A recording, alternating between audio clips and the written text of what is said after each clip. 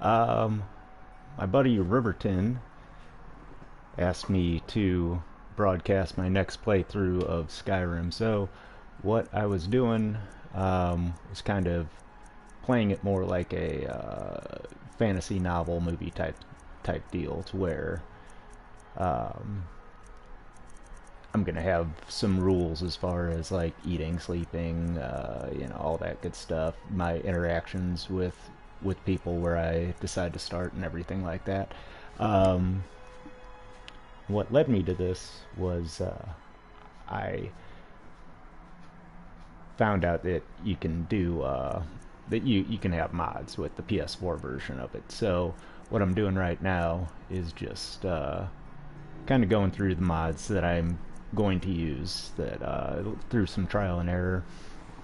I figured out that it, with all the mods you're using, it slows some stuff down, so it's not going to work perfectly.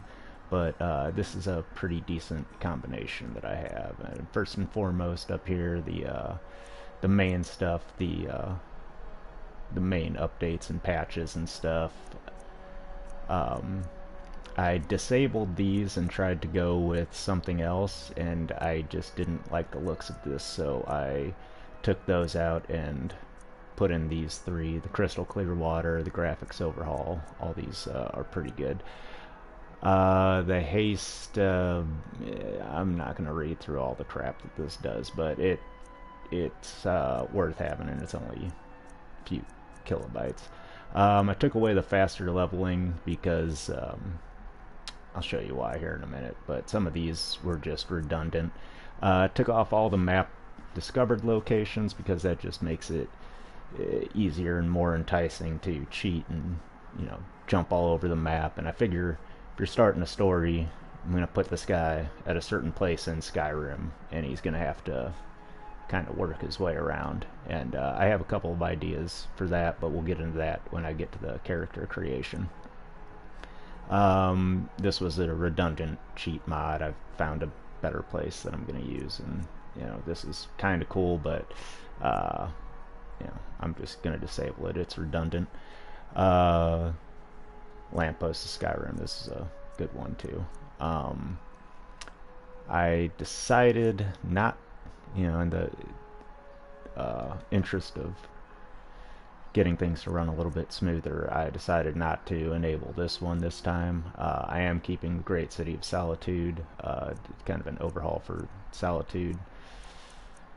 Um, some that I might end up disabling. I can't remember if I disabled the other. Okay, so I did it. Disable the immersive patrols and just left the populated civil war. Both of those seem to be just making too much, so I just left this one. I might uh, do the immersive patrols again, but I like just the populated civil war. Um, this is a necessity in my book. It has accurate signs and a few more of them. I really didn't see a difference with this 60 frames per second. I'm just leaving that out. Um, the cheat room is going to be what makes this playthrough a lot more fun.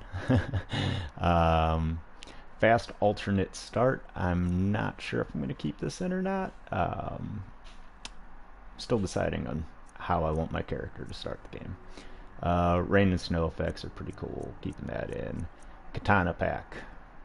That's going to be my character's weapon, is a katana that I make. I just haven't, we'll go through that later. Lanterns of Skyrim is a pretty cool one too. It puts lanterns along the road. Hopefully this one doesn't interfere with the ones I have up top. I don't think it will. That's helping out a lot. I think that helps with lighting and outdoor stuff a whole lot. I took away the fallen trees. I played with that. I was just like, eh. Yeah, didn't seem worth it. Better horses. I don't plan on riding horse too often in the game anyway. And the lower base loading screens, I don't pay attention to the freaking loading screens anyway. So, Forests of Skyrim.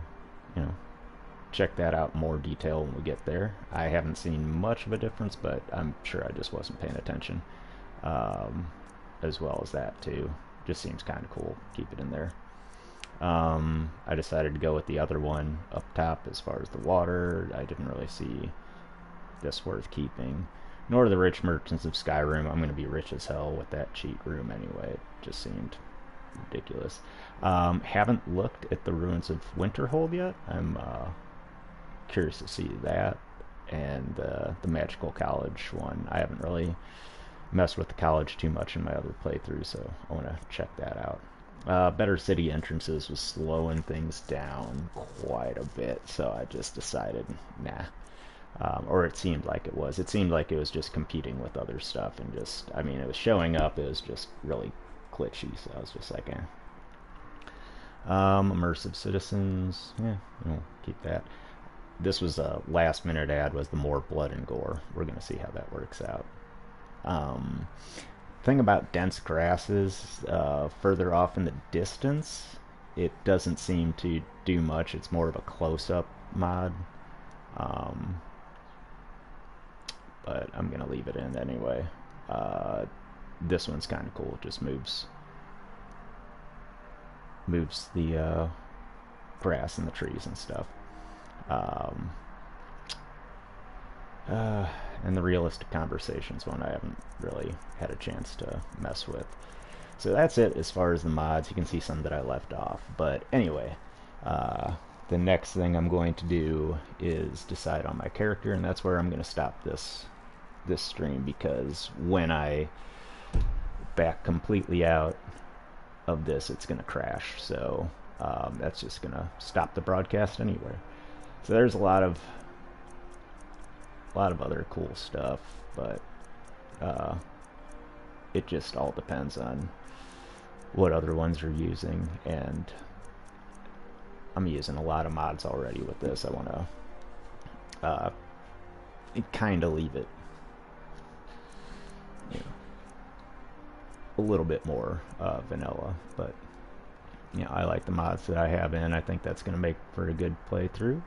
If anybody else is watching and decides to, or see something that I overlooked, or notices, hey, those mods aren't compatible, what are you doing?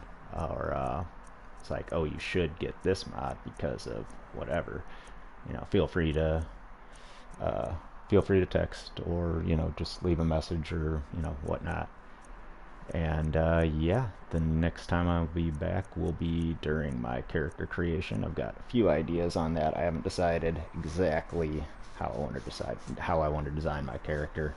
I'm sure I'll outsource a few things to it, but you know, I'm gonna try to put a little bit more thought into it. So yeah, I will see you then, and watch this. It's gonna crash it.